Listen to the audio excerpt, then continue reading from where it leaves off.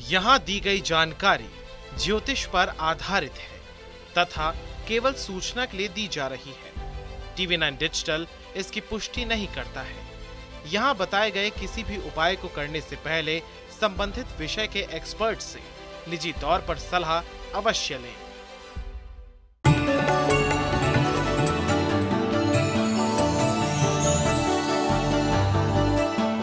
नमस्कार, astro science में आपका बहुत बहुत स्वागत है। मैं हूं आपके साथ कीर्ति अरोड़ा और मेरे साथ हैं एस्ट्रो साइंटिस्ट गुरुदेव जी वशिष्ठ जी। सर, आपका बहुत बहुत स्वागत है। दाता खुशियां दे, माता रानी सुखी रखे। दुनिया की रीत है कि बेटी पराया धन होती है। माता पिता अपनी बेटी को बड़े नाजों से पालते हैं, उसकी हर इच्छा को पूरा करने में कोई कसर नहीं छोड़ते।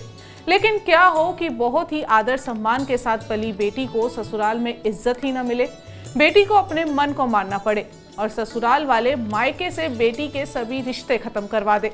सोच के ही दिल दहलता है ना। तो अगर आप भी चाहते हैं कि आपकी बेटी ससुराल में खुश रहे और उसका मान सम्मान बना रहे, तो इसके लिए आज का एस्ट्रो साइंस आपके लिए बहुत खास होने वाला है।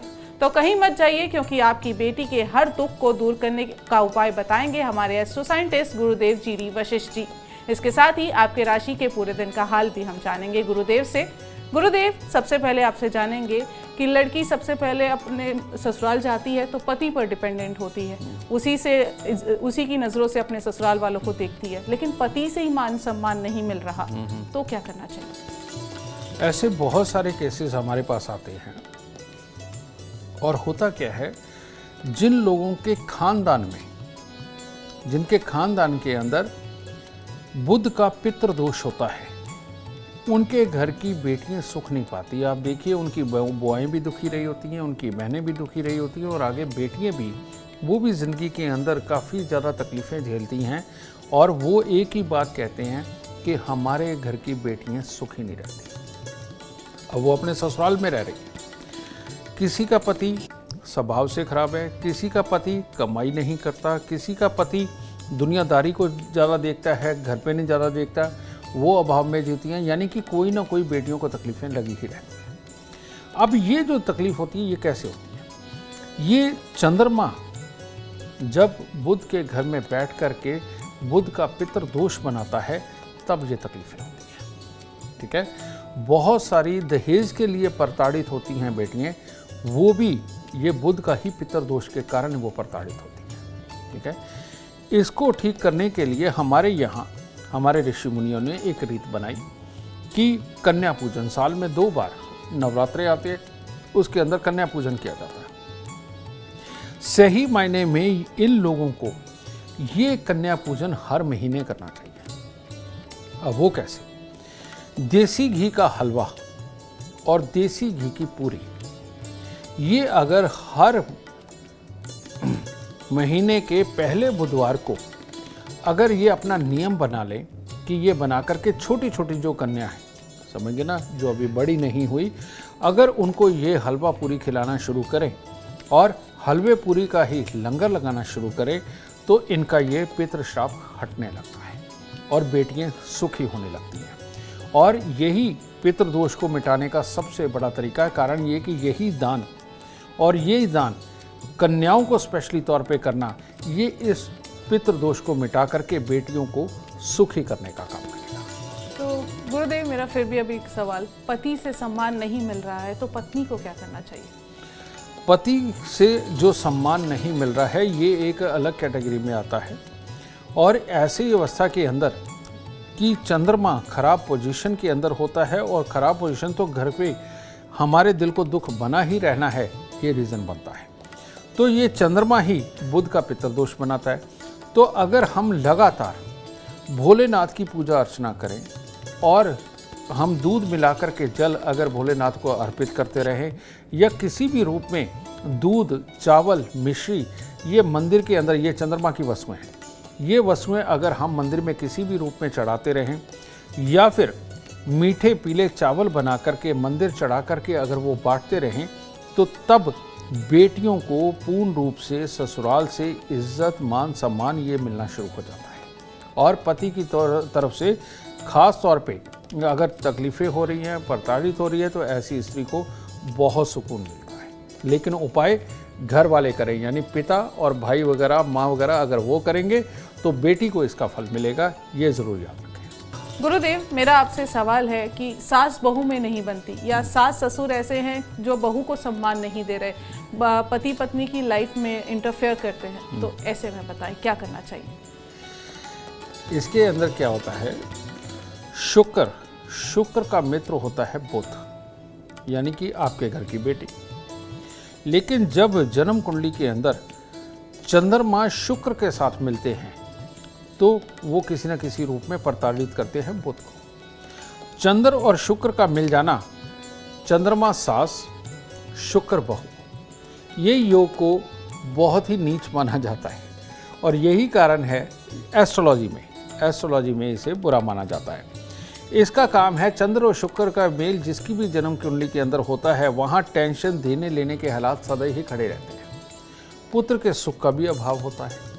तो ऐसी अवस्था में जब भी चंद्र और शुक्र आपस में मिलते हैं तो ये सास बहू की लड़ाई करवाते हैं, और सास बहू की हुई तो ससुर तो बीच में आ ही जाते हैं अपने आप ही, क्योंकि इन दोनों के मिलने से बनता है नीच की तो। ठीक है, तो ऐसी अवस्था के अंदर ये घर के अंदर कलेश कारक होता है। एक के विचार दूसरे के साथ, यानी कि सास के साथ बहू के नहीं मिलते, बहू के सास के साथ नहीं मिलते, ताड़ी दोनों हाथों से बजती है। और ऐसी अवस्था के अंदर कोई ना कोई चीज़ ऐसी हुई रहती है कि एक दूसरे को समझ ही ना पाए, या अपने मुंह से शब्द ही ऐसे निकलते हैं कि जो एक दूसरे को चुभ जाते हैं।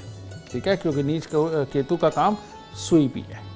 ठीक है, यानी कि चुभाना।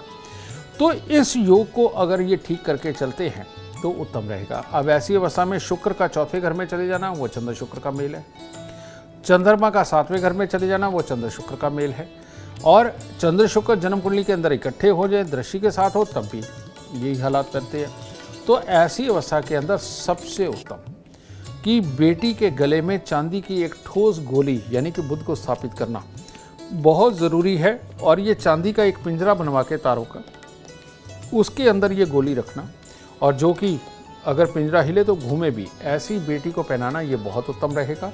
और बेटी को एक चांदी की चूड़ी पे लाल रंग का मीना लगवा करके वो उसको ज़रूर दे धारण करने के लिए, और वो मीना ना उतरे, जब भी मीना उतरे उसको नया लगवाएं। तो ये कर लेने से ये चंद्र और शुक्र की लड़ाई को बुध बीच में पढ़ के, मंगल बीच में पढ़ के इसको अच्छा करता है। और चंद्रमा को जब सपोर्ट मिलती है मंगल की, तो वो शुक्र के बुरे प्रभाव से निजात पाता है। तो तब सास बहू की लड़ाई खत्म होने के पूरे आसार हैं। गुरुदेव, मेरा आपसे अगला सवाल है, ननंद अपनी भाभी को बेवजह परेशान कर रही है, उनके रिश्ते में आग लगाने का काम कर रही है, तो क्या करना चाहिए? ननंद यानी कि बुध, और ये बात आ जाती है लड़के वालों के घर की। अगर लड़के वालों के घर का बुध खराब है तो किसी न किसी रूप में ननद ने परेशान करना ही करना है। वो भाभी को भी कर सकती है, वो भाई को भी कर सकती है, और थोड़े समय के बाद में वो माता पिता को भी परेशान कर सकती है। तो ये जो चीज़ होती है बुध का खराब होना, ये स्वभाव के अंदर एक ऐसा अटपटापन कि जिसके अंदर शुद्ध विचार कोई ला करके और मिलन, यानी कि अपने परिवार के साथ मिलकर के चलना, ये बुद्धि ही छीन ले। इसको कहते हैं बिन पैंदे का लोटा जब ये खराब होता है, यानी कि कब कहाँ लुढ़क जाएगा पता नहीं। तो ऐसे ही आपने बहुत सारे लोग देखे होंगे जो लोगों के सामने तो बहुत मीठे और बहुत केयरिंग होते हैं, और पीठ पीछे कहते तेरे को तो मैं देख लूँगी, है ना। ये बुध खराब की निशानी होती है, और ये बुध खराब मंगल के साथ मिल करके बनता है। जब बुध तीसरे घर के अंदर हो, बुध आठवें घर के अंदर हो, बुध पहले घर के अंदर हो और ख़राब स्थिति में हो, तब ये योग बनता है, या मंगल के साथ ही बुध हो। तो ऐसी अवस्था के अंदर सबसे उत्तम उपाय, अगर इस तरह की ननद मिले तो, ठीक है, तांबे के लोटे के अंदर या तांबे की एक बड़ी गागर लीजिए जिसमें 4, 5, 8 किलो मूंग साबुत आ जाए। तांबे की गागर के अंदर मूंग साबुत भरकर उसको ढक्कन को चूड़ी वाला ले लीजिए, टाइट बंद कर दीजिए, और वो उठा करके मंदिर में दीजिए। ये साल में एक बार करें। और 3 दिन तांबे के लोटे के अंदर मूंग साबुत भर के और ढक्कन को बिल्कुल टाइट बंद करके इनको 3 दिन लगातार जल प्रवाह कर दें। और मूंग साबुत का दान यानी रात्रि में पानी के अंदर भिगोना और सुबह उठ करके पक्षियों को डालना, ये कार्य अगर आप बंद नहीं करेंगे तो कोई ननद परेशान नहीं करेगी, सब मिलजुल करके खुशहाल जिएंगे। गुरुदेव, अगला सवाल मेरा आपसे थोड़ा सेंसिटिव सवाल है। जैसे देवर हैं या जेठ हैं, वो घर की बहू पर सही नजर नहीं रखते या उनको सही इज्जत नहीं देते, तो क्या करना चाहिए?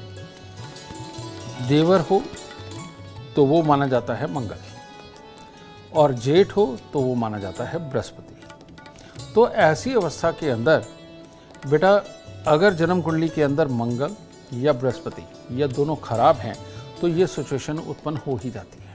और ख़ास तौर पे अगर जन्म कुंडली के लाभ स्थान के अंदर जाकर के ये बैठा हुआ है, या जन्म कुंडली के दूसरे घर में या लगन के अंदर मंगल या बृहस्पति खराब अवस्था में बैठे हैं, तो ये स्थितियाँ उत्पन्न होती हैं। और ऐसी अवस्था के अंदर जीव है, ये जितनी भी धरती बनी है, ये मेल और फीमेल को बना करके ही बनी है। तो जब मंगल और बृहस्पति खराब होते हैं, सबसे ज़्यादा दुखदाई मंगल ही होता है। जब वो खराब होता है तो वो इस तरफ शारीरिक मिलन की तरफ अट्रैक्शन को बहुत बढ़ा देता है, समझे, क्योंकि ये खून है, हमारी रगों में दौड़ता है, ठीक है। तो उस तरह की खराब होकर के ये सोच भी खराब को पैदा करके इंसान बस हर वक्त मिलन का चाहवान भी होता है। तो ऐसे में इंसान मेहनती भी हो और शारीरिक कसरत भी करता हो, फिर तो ये बहुत ही पार, हद से पार हो जाता है मंगल, और ये दिमाग पे चढ़ कर बोलता है। तो ऐसे लोगों को जहाँ पर भी, जिनके भी घर में इस तरह के माहौल बने, तो वहाँ पर बहू बेटी को चाहिए कि वो मीठे पीले चावल बनाएं, ठीक है। जिसके मीठे पीले चावल, जिसके अंदर चेरी वगैरह भी डालते हैं ना वो, ठीक है ना, कलरफुल, ऐसे बना करके वो हर मंगलवार को मंदिर चढ़ा करके बांटना शुरू करें, पहले 9 दिन लगातार करके, ठीक है। उसके बाद हर मंगलवार, अगर ये 1 साल तक आप निभाते हो, तो ऐसे में चाहे देवर की गलत नज़र हो या जेठ की गलत नज़र हो, अपने आप ये हालात बदलने लगते हैं और दूरी पकड़ने लगते हैं, उनकी सोच भी ठीक होने लगती है। क्योंकि बृहस्पति और मंगल को ठीक करते ही बेटा हर तरह का सुकून अपने आप आने लगता है और बुरी सोचें दूर चले जाती हैं। गुरुदेव, मेरा सवाल है, क्योंकि हम ससुराल पक्ष की बात कर रहे हैं, तो कभी ऐसे होता है बच्चे भी बड़ों की बातों में आकर अपनी माँ को सम्मान नहीं दे रहे, तो क्या करना चाहिए? ये योग बिल्कुल अलग है, इसका ये ससुराल से कोई संबंध नहीं है। ये होता है पापी ग्रह जब चंद्रमा को खराब करते हैं, तो माँ को दिल के दुख, शारीरिक दुख, मानसिक दुख, ये सब झेलने पड़ते हैं। और ऐसे में रुपए पैसे प्रॉपर्टी में भी दिक्कतें बनती है, जो पूरे परिवार की बनती है, जिसमें बच्चा भी पिसता है और माँ भी पिसती है। और जो तुमने सवाल किया कि बच्चे माँ को तकलीफ देते हैं, ठीक है, वो बच्चे जिनका सूर्य और चंद्रमा खराब होता है, ये लोग टेंशन देने और लेने का ही काम करते हैं, समझे। और ये जो योग है, ये चंद्रमा और सूर्य के कमज़ोर होने से बनता है, जो कि गलत और सही को ना पहचानना और गलत की तरफ ज़्यादा अट्रैक्ट होना, किसी की भी बातों में आ जाना या अपनी मानसिकता की ही बातों में आकर के कुछ गलत समझ करके घर के अंदर कलेश वाले हालात पैदा करना, तो ये चंद्र और सूर्य की कमी के कारण होता है। तो ऐसी अवस्था के अंदर इन बच्चों को क्या करना चाहिए, इन बच्चों के लिए क्या करना चाहिए? दूध में आप मिश्री डालें और उसमें आप गेहूं का दलिया बनाएं, यानी कि गेहूं यानी कि सूर्य, या बाजरे का दलिया यानी वो भी सूर्य है, ठीक है।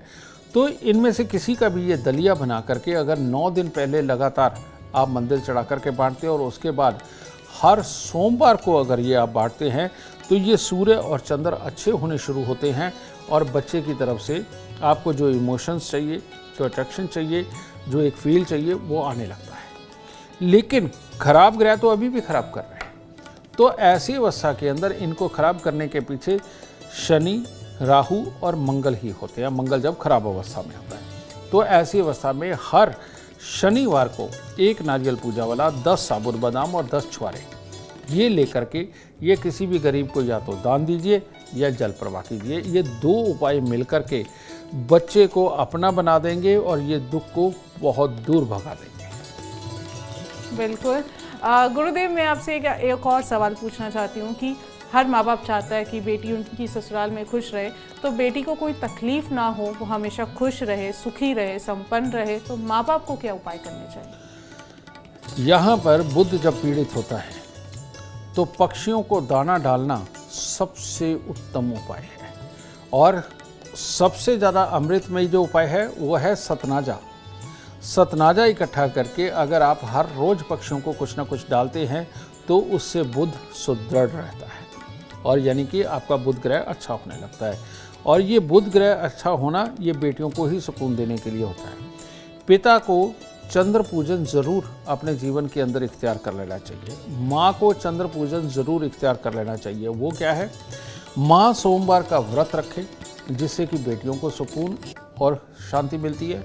और पिता भोलेनाथ के भक्त बन करके उनके ऊपर जल चढ़ाना, मिश्री चढ़ाना, चावल चढ़ाना, खोई की मिठाई चढ़ाना ये ज़रूर करते हैं, ठीक है।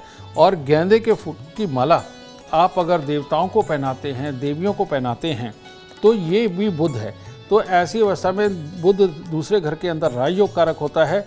तो ये इतने से ही उपाय अगर करते रहते हैं तो घर की कोई भी बेटी हो उसके दुख अपने आप खत्म होने लगते हैं।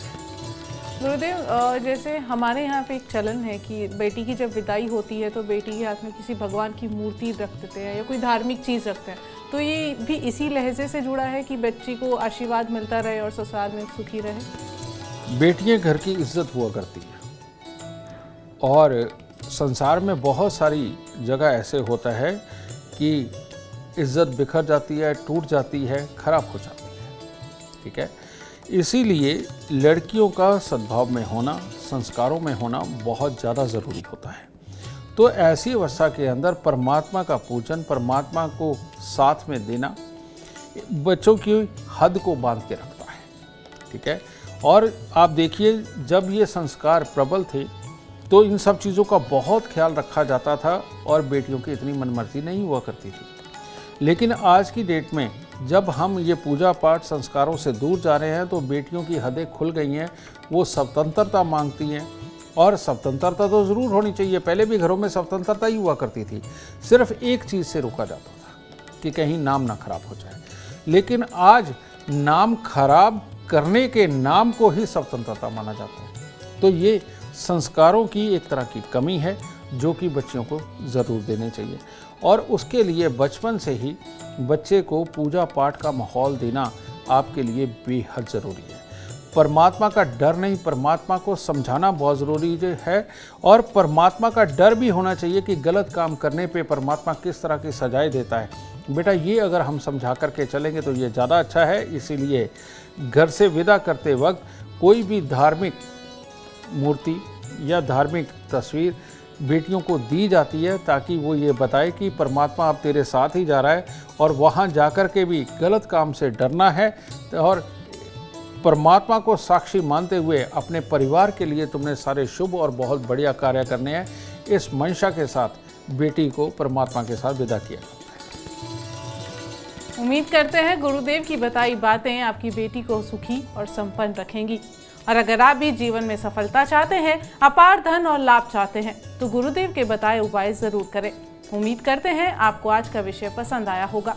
कल आपके सामने लेकर आएंगे एक और विषय जो आपकी कॉम्प्लिकेटेड लाइफ को बना देगा आसान और खुशियों से भरपूर। अगर आप हमारे गुरुदेव से मिलना चाहते हैं या पर्सनली बात करना चाहते हैं तो हमें कॉल करें। हमारा नंबर है 9999900522। आप भी सुख समृद्धि और खुशहाली चाहते हैं और चाहते हैं कि आपके दुखों का अंत हो जाए, इसके लिए एस्ट्रो साइंस ऐप डाउनलोड करना ना भूलें। फिलहाल समय हो गया है आपसे इजाजत लेने का। आप बने रहें हमारे साथ और हमारे एस्ट्रो साइंटिस्ट गुरुदेव जी वशिष्ठ जी के साथ देखना ना भूलें एस्ट्रो साइंस रोजाना सुबह 8 बजे। नमस्कार।